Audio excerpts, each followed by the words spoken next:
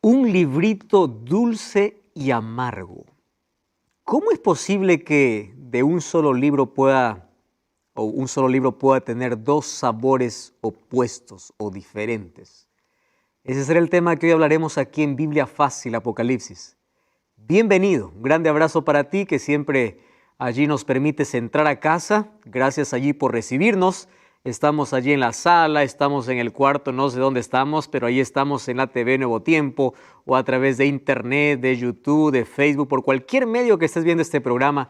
Gracias por permitirnos acompañarte, por permitirnos allí juntos estudiar la Biblia cada semana. Un grande abrazo para ti.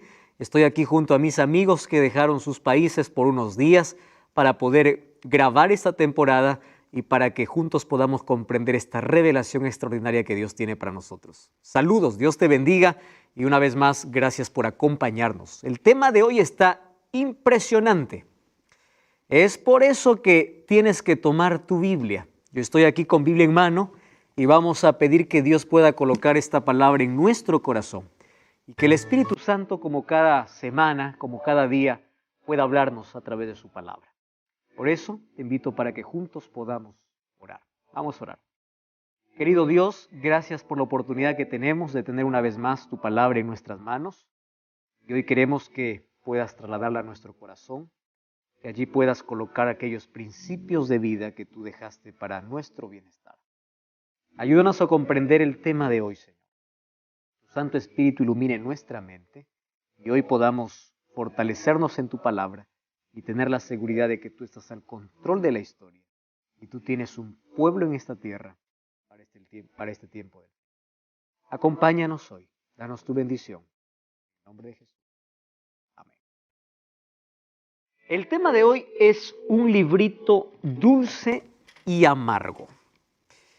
¿Recuerdan ustedes que en los capítulos anteriores vimos que habían dos temas que tenían una relación estrecha? Eran los 7 sellos y las 7 trompetas, porque ambos eran interrumpidos. Antes que se toque la séptima, era interrumpido por algún otro evento, por algún otro hecho, acontecimiento o acción que era colocado. En el caso de los 7 sellos, antes de que el séptimo sello pueda desatarse, había una pregunta y decía, ¿quién puede sostenerse en pie?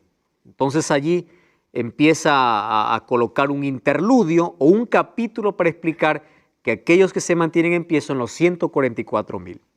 En el caso de las 7 trompetas, después de la 6ª trompeta, vamos a abrir la Biblia, ahí en Apocalipsis capítulo 9, vemos allí en el capítulo 9 que el ángel toca la 5ª trompeta, o el 5º ángel tocó la trompeta, y luego vemos en el versículo 13 que se toca la 6ª trompeta, y la 7ª trompeta lo encontramos en el capítulo 11, versículo 15.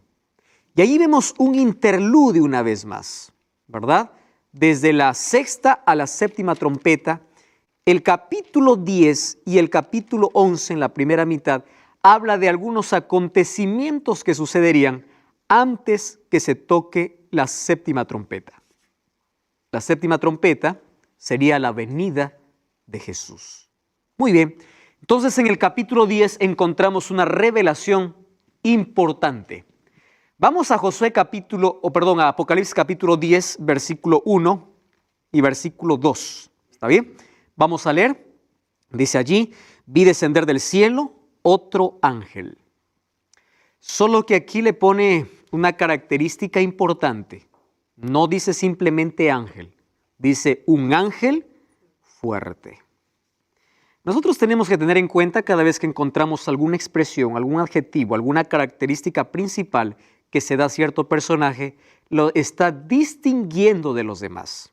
No es simplemente un ser celestial, sino este es un ángel fuerte. Acompáñenme a ver las características. Miren, número 1, él está envuelto en una nube. ¿Qué más tiene? Un arco iris sobre su cabeza. Su rostro era como el sol, sus pies como columna de fuego. Solo hasta allí. Nos da aquí la referencia de que lo que está viendo Juan es un ángel fuerte. ¿Quién es este ángel fuerte? Las características que presenta Juan nosotros ya lo hemos visto en los capítulos anteriores. ¿Se acuerdan ustedes el capítulo 1 cuando Jesús se mostró a Juan ahí en la isla de Patmos? ¿Cómo qué se mostró? Como alguien que tenía el rostro como el sol. Apocalipsis capítulo 1 versículo 16. Alguien que tenía sus pies como columnas de fuego. También Apocalipsis 1:16. Haciendo mención ¿a quién? A Cristo, ¿verdad? Y recuerdan ustedes el capítulo 4 de Apocalipsis, que en el trono de Dios, ¿qué cosa había? Dice, un arco iris. Ahora, la palabra nube o nubes, en cierta manera tiene una relación estrecha con Cristo. Apocalipsis 1:7 dice, he aquí viene en las nubes y todo ojo lo verá. Ahora, aquí este ángel está envuelto en una nube.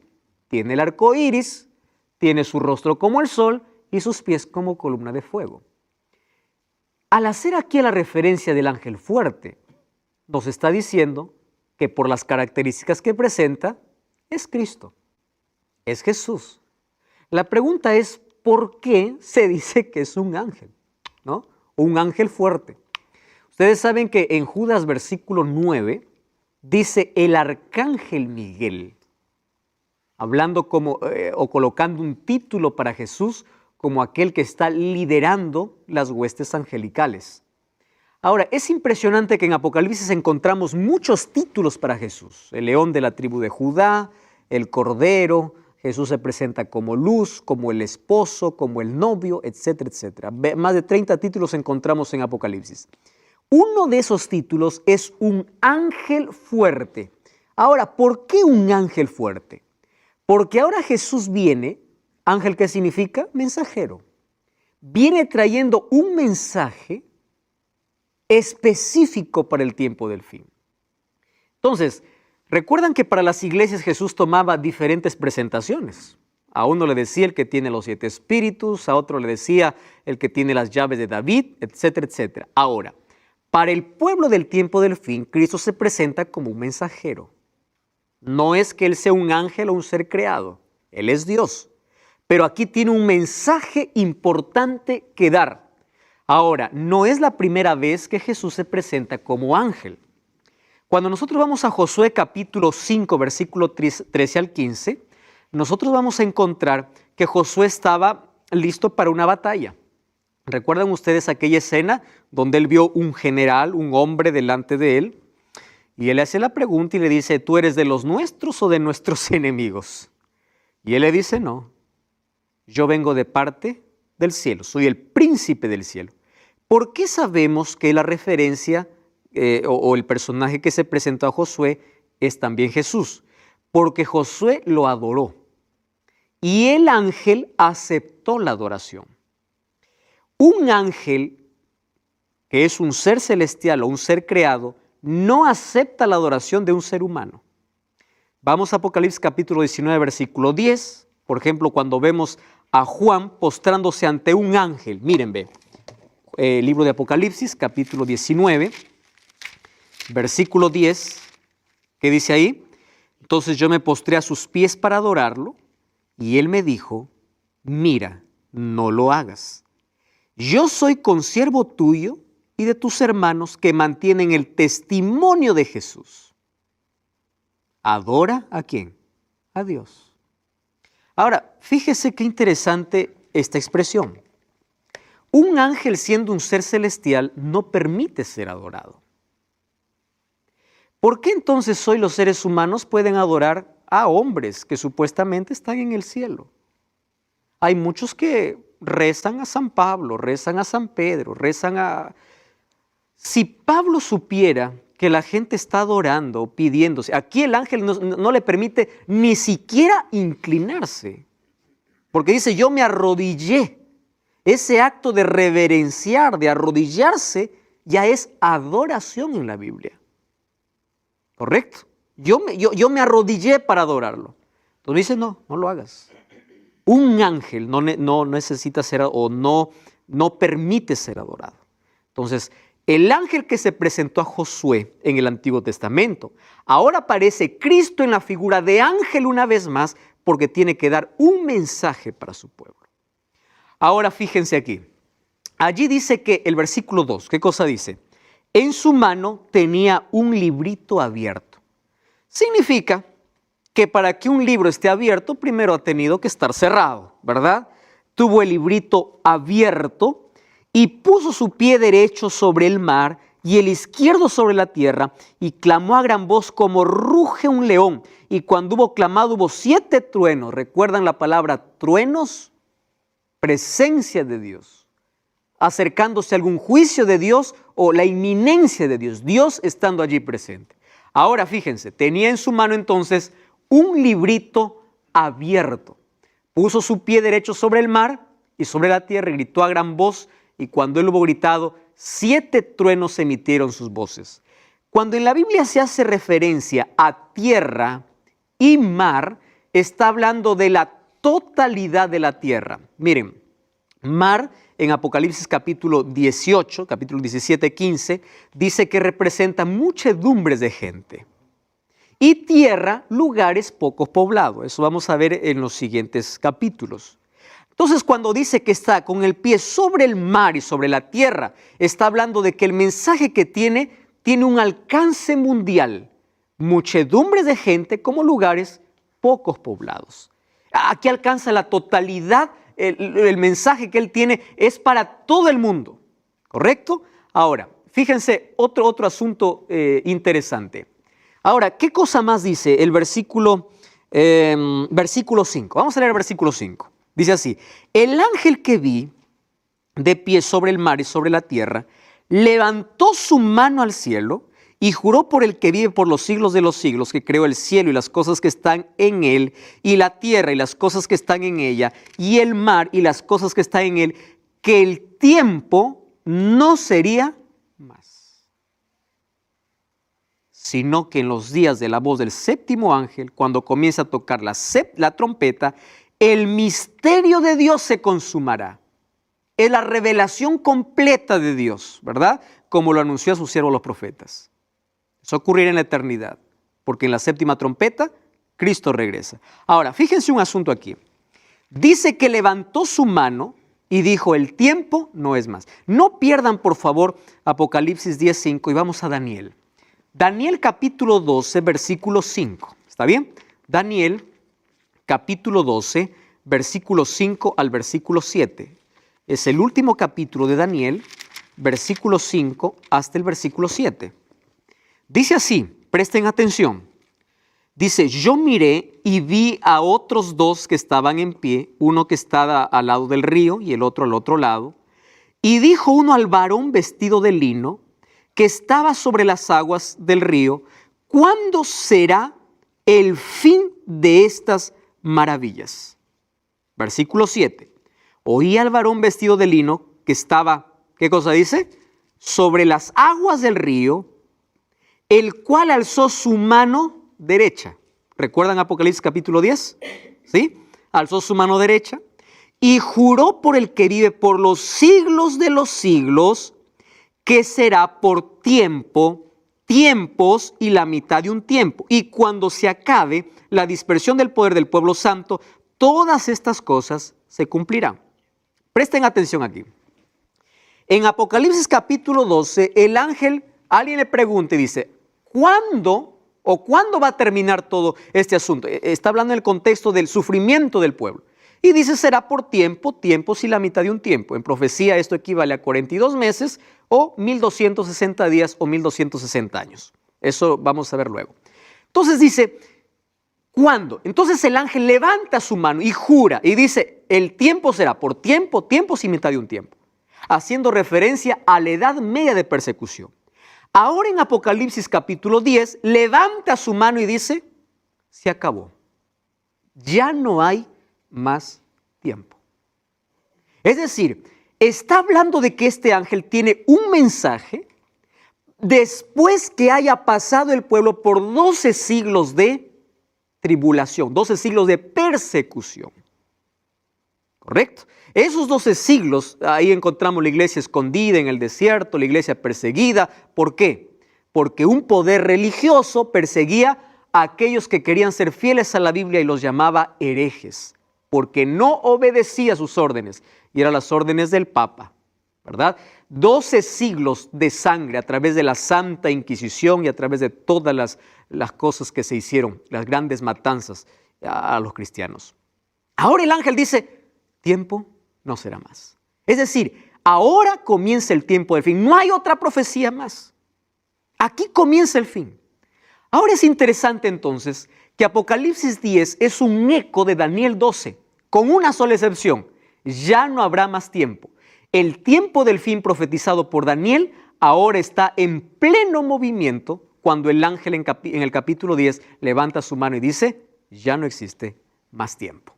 Vamos al versículo 9 entonces, capítulo 10, versículo 9. Entonces dice, fui donde el ángel, o el versículo 8, una voz del cielo me dijo, tome el libro que está abierto en la mano del ángel que está en pie sobre el mar y sobre la tierra. Fui al ángel y me dijo, le dije que me diera el librito y él me dijo, toma y cómelo.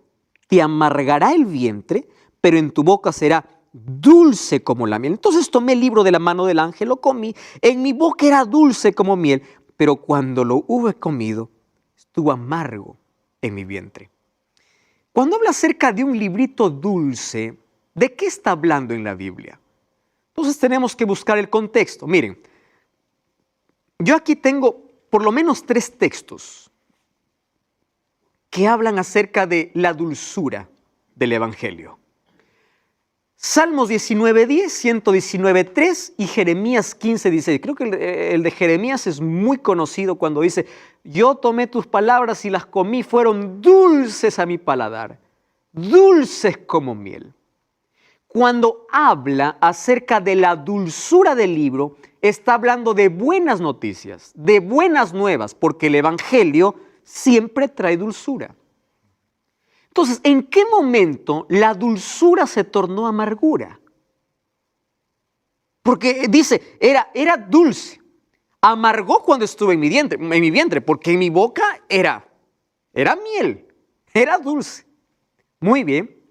Quiere decir que antes de la venida de Cristo habrá un profetizar o una proclamación del Evangelio que llegará a todo el mundo, que es el Evangelio eterno, pero que será dulce y luego terminará siendo amargo. Ahora, vamos al capítulo 10, versículo 11. Fíjense lo que dice. Y él me dijo, este contexto es importante, es necesario que profetices otra vez a pueblos, naciones, lenguas y reyes. No se olviden de ese texto porque vamos a volver. ¿En qué momento se hizo dulce o se hizo amargo algo que era dulce? Nosotros comprendemos que el librito que tenía en la mano aquí el ángel era el libro de Daniel, por una razón. Vamos a Daniel capítulo 12. Volvamos a Daniel, ¿está bien? Daniel capítulo 12, vamos a leer el versículo 4. Vamos a ver el texto, Daniel capítulo 12, versículo 4. 12, 4. Miren lo que dice allí la Biblia. Pero tú, Daniel, cierra las palabras y sella el libro. ¿Hasta cuándo? Dice. Hasta el tiempo del fin. Cerrar el libro significa que su comprensión sería en el tiempo del fin. Un libro cerrado significa un libro no comprendido. Está cerrado, no se puede comprender. Muchos correrán de aquí para allá. Y la ciencia, cuando habla de ciencia, está hablando también de conocimiento que aumentará. Entonces, el libro cerrado de Daniel 12 ahora se abre en Apocalipsis capítulo 10. ¿Qué cosa es lo que tenía cerrado el libro de Daniel? Daniel tiene muchas profecías. Sin embargo, hay una que Daniel nunca llegó a su comprensión total, a pesar de que el ángel Gabriel explicó. Y es la profecía de Daniel capítulo 8, versículo 14. Cuando dice, y él me dijo, hasta 2300 tardes y mañanas, el santuario será purificado.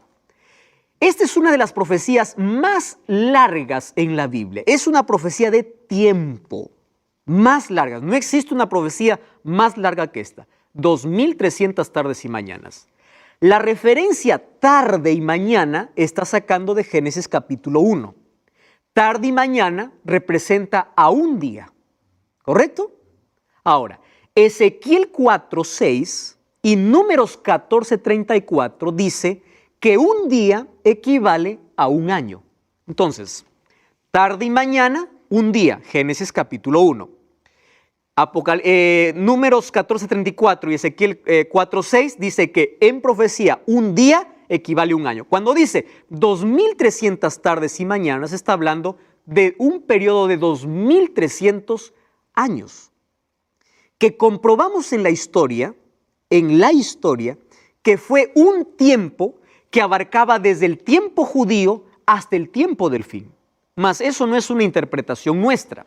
Vamos a ver que en el año de 1840 en adelante aparece un hombre bautista, él es bautista, llamado Guillermo Miller, él es un agricultor, dedicó varios años de su vida al estudio de las profecías de Daniel. Y una de las cosas lindas que encontramos en la Biblia es que cuando alguien investiga la Biblia y pide la dirección de Dios, el Espíritu Santo siempre le muestra una verdad. Ahora, él empezó a estudiar la profecía cerrada de Daniel, ¿correcto? Ahora, esa profecía de las 2300 tardes y mañanas, él empezó junto a un grupo de personas a poder ver el cumplimiento de esta profecía. ¿Por qué? Una palabra le preocupó a Guillermo Miller y es la palabra purificado. Para poder entender la palabra purificado, nosotros tenemos que entender el contexto del sistema de sacrificios en el Antiguo Testamento. Entonces, yo aquí les voy a explicar. Éxodo capítulo 25, Dios le dice a Moisés, hazte un santuario. Y a través del santuario, Dios mostraba al pueblo a través de imágenes cómo se salva el hombre. ¿Cómo se salvaba el hombre? ¿Cómo eran perdonados sus pecados? A través de la muerte de un cordero. Es decir, el pecado trae muerte, pero hay un cordero que muere en mi lugar, muerte sustitutoria.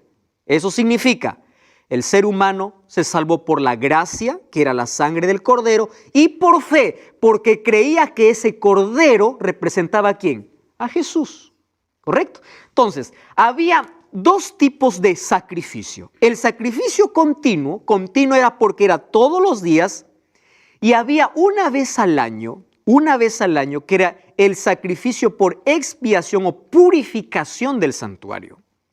Este sacrificio era especial. ¿Por qué purificación? Ahora les explico. Voy a hacer de la manera más práctica. Yo soy un pecador, entonces yo traigo mi ofrenda, traigo un cordero, traigo un animal y llego hacia el sacerdote. El sacerdote está allí, el cordero tiene que ser el mejor cordero porque representa a Cristo. Yo coloco allí el cordero en el altar, el sacerdote me da el cuchillo. No es que el sacerdote lo mata, yo lo mato, porque es por mi pecado. Pero antes de clavar el cuchillo allí para degollar al cordero, yo colocaba mi mano sobre la cabeza del cordero y confesaba mi pecado. Presten atención. Mi pecado era transferido ¿a dónde? Al cordero.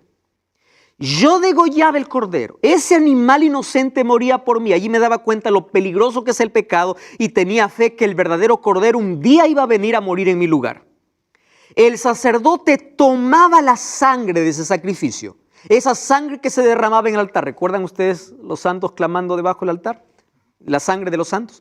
Esa sangre, el sacerdote lo llevaba al lugar santo. En el lugar santo había las mesas de proposición, había un candelabro y había allí el altar de incienso. Sobre los cuernos del altar mojaba con la sangre. Luego asperjaba allí en las cortinas. Entonces el sacerdote salía y yo era perdonado. ¿Cuál fue el proceso? Mi pecado se transfirió ¿a dónde? Al cordero. Y por medio de la sangre, mi pecado entraba ¿a dónde? Al santuario. Y el santuario necesitaba ser purificado. Ese día de purificación se llamaba el día de juicio para el pueblo de Israel. Era un día de juicio. Aquel que no estaba limpio, aquel que no había confesado sus pecados, moría. Entonces, el sacrificio continuo lo hacía el sacerdote. El sacrificio de purificación, el sumo sacerdote, que una sola vez al año entraba ¿dónde? Al lugar santísimo. ¿Qué había en el lugar santísimo? El arca de pacto, estaba la vara que floreció de Aarón, estaba el maná y estaban las tablas que Dios le dio a Moisés, que eran las tablas de la ley de Dios. Allí estaba el arca. La presencia de Dios descendía, la gran Shekinah, la gloria de Dios. El sumo sacerdote entraba y estaba allí en contacto con esa luz celestial, que era la presencia de Dios. Después de hacer la purificación del santuario, salía el sumo sacerdote, todo el pueblo estaba orando afuera y afuera se celebraba la victoria. ¿Por qué? Porque afuera estaban esperando un animalito. Recuerda, yo no especifiqué antes de que se celebre ese día, que era el 10º día del mes séptimo, no era cualquier día, 10º día del mes séptimo, 2 corderos eran echados suerte, uno para Dios y uno para Azazel. Azazel era para Satanás. Entonces, el sumo sacerdote salía, aquel que fue sorteado para Dios, era derramada su sangre y con eso se purificaba el santuario. Cuando él salía, ahora colocaba sus manos sobre el chivo que era para Azazel y ese se iba a morir en el desierto. Eso representaba el milenio, que luego vamos a ver, porque el diablo finalmente va a llevar el pecado, no porque él sea nuestro salvador, porque el perdón entró por causa del cordero, no por causa de Azazel, ¿correcto? Entonces, finalmente lo único que hace el sumo sacerdote es culpar al diablo por haber provocado todos los pecados. Ahora, eso ocurría todos los años. El santuario era purificado una vez por año, ¿correcto? Una vez por año. Ahora, cuando Guillermo Miller dice 2300 tardes y mañanas el santuario será purificado, él piensa así: santuario en la tierra, Jerusalén fue destruida. ¿Qué santuario? Santuario en la tierra. Excelente, dijo. Entonces, si el santuario es la tierra, quiere decir que la tierra será purificada. ¿Y cómo va a ser purificada la tierra? Cristo regresa. Eso es lo que él pensaba. Y ese mensaje fue difundido a partir de ese año. Vimos allí cómo apareció un hombre en la historia que estuvo preocupado por una expresión de aquel libro que un momento fue cerrado, que fue el libro de Daniel. Y ahí encontró que el santuario sería purificado. Lo que le llamó la atención a él fue la fecha, 2300 tardes y mañanas. En un periodo profético sería 2300 años. Entonces él, basándose allí en el servicio diario, el sacrificio continuo y en la purificación de lo que sucedió en el pueblo de Israel, entonces él llegó a una conclusión extraordinaria de que la purificación del santuario, pensó él, que sería aquí en la tierra y se purificaría con la venida de Cristo. Bueno, entonces, si la purificación del santuario era un juicio para el pueblo de Israel, Guillermo Miller dice, él pensó, esto también es un juicio o es el final para el pueblo de Dios en la tierra. La pregunta es, ¿cómo llegó a esa conclusión? Para que él pueda llegar a esa conclusión, él analizó Daniel capítulo 8. No tengo la intención de poder explicar todo este diagrama. Tú puedes ver este programa, por favor, busca en YouTube, allí 2300 tardes y mañanas en la temporada de Daniel, ¿correcto? Tú que estás viendo el programa, allí vas a ver a detalles lo que hoy voy a hacer, un breve resumen. Daniel capítulo 8, versículo 14 dice, hasta 2300 tardes y mañanas el santuario será purificado. Sin embargo, Daniel no entiende esa profecía y Dios envía a Gabriel para que pueda explicar la profecía. Y la explicación la encontramos en Daniel capítulo 9. Vamos a abrir la Biblia entonces en Daniel capítulo 9, versículo 24. ¿Está bien? Allí dice, vamos al versículo 22. Me hizo entender y me habló diciendo, Daniel, he salido para darte sabiduría y entendimiento. Al principio de tus ruegos fue dada la orden y he venido para enseñarte. ¿Qué cosa había venido a enseñar? Si ustedes leen el capítulo 8, versículo 27 dice, yo, Daniel, quedé quebrantado y estuve enfermo algunos días. No atendí los negocios del rey, estaba espantado a causa de la visión que no entendía. No entendí. Entonces el capítulo 9 dice, yo me puse a orar. Daniel empieza a orar y allí aparece el ángel y dice, bueno, Entonces te voy a enseñar. Ya oraste, tranquilo. He venido para enseñarte. Señor, no entiendo. ¿Qué estás hablando? 2300 tardes y mañanas. Vamos a Daniel 8:14. Miren ahí. Daniel capítulo 8, versículo 14. Y dice, entonces él me dijo, hasta 2300 tardes y mañanas, luego el santuario será purificado. Correcto. No entiende, y en el capítulo 9 encontramos así. Capítulo 9, versículo 24. 70 semanas están determinadas para tu pueblo y para tu ciudad, para terminar la prevaricación, poner fin al pecado, expiar la iniquidad, traer justicia, sellar la visión y ungir. Esa palabra ungimiento es importante.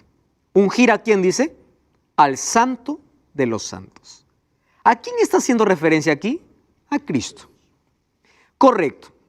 Sabe y entiende que desde la salida de la orden para restaurar y edificar Jerusalén hasta el Mesías príncipe, dice, habrá, miren cómo divide, 7 semanas y 62 semanas. Ahora, 62 más 7, ¿cuánto es? 69. ¿Es así o no? ¿Y cuántas semanas estaban determinadas para su pueblo? 70. Entonces le dice, mira, desde la salida de la orden hasta el Mesías príncipe, ¿habrán cuánto? 62 más 7, 69 semanas, solo que lo está dividiendo en 2 partes. Se volverá a edificar la plaza, el muro en tiempos angustiosos. Después de las 62 semanas se quitará la vida al Mesías. ¿De qué está hablando? De la muerte de Cristo. Es decir, esta es una profecía mesiánica. Dice, se quitará la vida al Mesías, nada le quedará, etcétera, etcétera. Y allí se destruirá la ciudad, el santuario.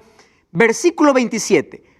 Por una semana más se confirmará el pacto a muchos y a la mitad de semana haré cesar el sacrificio y la ofrenda. Esto parece un trabalengua, ¿verdad? Dice, 70 semanas, de las 70 semanas están divididas así. 7 más 62. ¿Cuánto es? 69. ¿Cuánto falta? Una semana. Dice, en la última semana hará el pacto sobre muchos y a la mitad de semana hará cesar el continuo. ¿Qué continuo está hablando? El sistema de sacrificios. Por eso es que cuando Cristo murió en la cruz, el velo se rasgó de arriba hacia abajo. No más sacrificios. Cristo con su sacrificio cesó el continuo. ¿Continuo qué? El sistema de sacrificios que durante todo el antiguo Israel venía celebrando, que era la sombra de la venida de Cristo. Es claro aquí 3 asuntos. Número 1, ungir al Santo de los Santos. A la mitad de semana haré cesar el continuo sacrificio, que es la muerte de Cristo, y dice, se quitará la vida ¿a quién? Al Mesías. ¿Correcto? ¿De qué está hablando? Del ministerio de Jesús. No hay vuelta aquí para dar. Ahora, entonces dice, de las 2300 tardes y mañanas, 70 son para tu pueblo. El resto deja para el tiempo del fin. 70 son para tu pueblo. Ahora, 70 semanas multiplicando por 7 días que tiene cada semana, serían 490 años. ¿Cómo nosotros aplicamos los años? Día por año según Ezequiel 4:6 y número 4:34, ¿correcto? 70 semanas o 490 años estaba cortado. Cuando dice determinado, la palabra hebrea es cortar. De los 2300, 490 están cortados para tu pueblo. Ahora fíjense, entonces 70 semanas estaría para el pueblo judío. La pregunta es, ¿cómo sé cuándo inicia? Entonces allí me da la aclaración y dice así, se entiende pues la orden y entiende la visión. Ahora, miren lo que dice el versículo 25, sabe pues y entiende. Desde la salida de la orden para restaurar y edificar a Jerusalén, habrán 62 y 7. Es decir, el punto de inicio de estos 490 años, que sería el mismo inicio de los 2300 años, sería ¿cuándo? Cuando se da la orden para reedificar Jerusalén. Jerusalén fue mandado reedificar en 3 ocasiones. Primero fue por Ciro. Luego, en Esdras 7:7 nos dice que Artajerjes finalmente da la orden para poder reedificar esos muros. ¿Por qué se toma el año 457, el otoño del 457? Porque es ahí donde Jerusalén llega recién a ser edificada y a ser nuevamente vista como una ciudad. Antes no, ¿correcto? Ahora, si el año 457 inicia, entonces aquí nosotros hacemos un cálculo, ¿verdad? Del año 457 dice, los 70 semanas están divididas ¿en cuánto? En 7 más 62. 62 más 7 serían 69 semanas. ¿Por qué lo divide en dos? Porque a los 49 años o 7 semanas se termina de reedificar el muro de Jerusalén, en el año 408. Ahora, esas 62 semanas servirían para ungir al Santo de los Santos. ¿Cuándo se unge el Santo de los Santos? En el bautismo de Cristo. Ese ungimiento era el inicio de su ministerio, que ocurrió en el año 27. Ahora, del año 27, desde el ungimiento, habría una semana más. Y dice, a la mitad de semana haré cesar el continuo. 27 más 7 serían 34. Entonces, ¿qué significa eso? ¿Cuál sería la mitad de 27 al 34? 3 años y medio, sería el año 31 después de Cristo. Jesús muere de acuerdo a la profecía, en la hora exacta, en el día exacto, cuando el cordero tenía que ser sacrificado. Y según la profecía de Daniel, justo a la mitad de semana, es decir, en el año 31, porque en el año 27 se bautizó, y en el año 34, con la muerte de Esteban, el pueblo judío dejó de ser el pueblo privilegiado por Dios y la salvación pasó para todos los gentiles y levantó a un hombre llamado Pablo, el apóstol de los gentiles. De las 2300 tardes y mañanas, 70 son para tu pueblo. Dentro de esas 70 semanas está, ¿qué cosa? El ministerio de Cristo. No podemos quitar el ministerio de Cristo de la profecía, porque Cristo es el centro de la profecía. Entonces allí él hizo los cálculos, pasando las 70 semanas para el pueblo de Israel. Entonces él dijo así, si son 2300 años, menos 490, que ya fue un periodo cumplido, me resta 1810 años, para llegar a los 2300. Él se reunió, Guillermo Miller, con otro hombre llamado Samuel Snow. Y Samuel Snow, viendo el calendario, no el calendario gregoriano, sino el calendario judío, ¿correcto? Empezó a hacer los cálculos y dijo, si de los 2300 ya está cumplido 490 años que fueron para el pueblo de Israel, entonces si sumamos a ellos los 1810 años, llegaron justo con una fecha que era el día de juicio para Israel, que era un 22 de octubre del año de 1844. Ahora, aquí se armó un movimiento religioso en los Estados Unidos. Digo movimiento porque no era iglesia. No era iglesia, era un movimiento. Este movimiento, ¿qué cosa proclamaba? Proclamaba de que Cristo vendría el 22 de octubre de 1844. Y el mensaje abarcó todas las religiones de esa época. Todos dejaron sus cosas que hacer, todos dejaron sus sembríos, todos dejaron todo, porque Cristo vendría el 22 de octubre de 1844. Ellos estaban tan convencidos que el mensaje era tan dulce. ¿Y por qué era tan dulce? No hay mejor buena nueva que el cumplimiento de la promesa. Cristo vendría. Ahora, él no solamente se basó allí en las fechas que ya los mostramos, sino que según el capítulo, vamos a Daniel capítulo 7, vemos una escena de juicio después de los 1260 años de persecución. Miren, en el capítulo 7, ahí en el versículo 8 dice, mientras yo contemplaba los cuernos, un cuerno pequeño salió y delante de él fueron arrancados 3 cuernos. Este cuerno tenía ojo de hombre, una boca que hablaba gran insolencia. Esto vamos a ver en el capítulo 13 de quién se trata. Estuve mirando hasta que fueron puestos tronos y se sentó un anciano de días. Su vestido era blanco como la nieve, su pelo igual que la revelación que recibe Juan. Y allí miren lo que dice el versículo 10, la parte final. El juez se sentó y los libros fueron abiertos. ¿Qué significa aquí? Una escena de juicio. Entonces presten atención. Guillermo Miller levantó un movimiento Y ese movimiento decía, Cristo viene, era tan dulce que dejaron todo porque se querían preparar para la venida de Cristo. Sin embargo, el 22 de octubre de 1844, Jesús no vino.